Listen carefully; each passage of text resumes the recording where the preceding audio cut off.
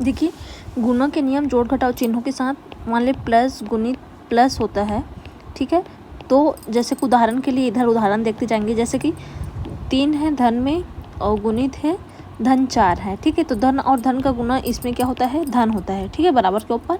तो इधर भी क्या है, धन धन का गुना धन, और 4 और 3 का गुना 12 हो जाएगा। इसी तरीके से धन गुणित ऋण रहता है, ठीक है, तो बराबर में होता है धन और ऋण का गुना ऋण होता है। तो उदाहरण देखते हैं इसमें भी। देखिए, मान लीजिए हमारे पास है धन 5 गुणित है ऋण 3, ठीक है। तो इसको हल करेंगे, धन और ऋण का गुना ऋण लग जाएगा और 5 और 3 का गुना 15 हो जाएगा। इसी तरीके से होता है ऋण गुणित ऋण, ठीक है। कभी भी दो चिन्ह एक साथ नहीं रहता, इसलिए ब्रैकेट लगाए हैं यहाँ पर। तो ऋण और ऋण का गुना होता है धन होता है। तो इसका उदाहरण क्या हो जाएगा, मान लीजिए ऋण 7 गुणित ऋण 5 है, ठीक है। तो ऋण और ऋण का गुना धन हो जाता है, ठीक है, 7 पंचे 35 होगा। इसी तरीके से देखिए ऋण गुणित धन है, ठीक है, ब्रैकेट इसलिए क्योंकि कभी भी दो चिन्ह एक साथ नहीं रहता। ऋण और धन का गुना ऋण होता है, ठीक है।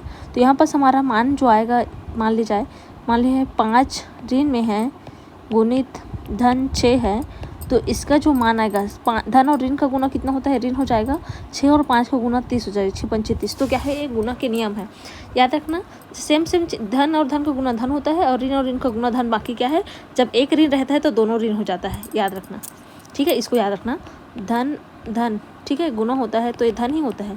इस तरह ऋण गुणित ऋण भी का होता है धन, लेकिन जब ऋण गुणित धन हो जाता है या धन गुणित ऋण होता है तो ये दोनों ऋण होता है। तो ये याद रखना।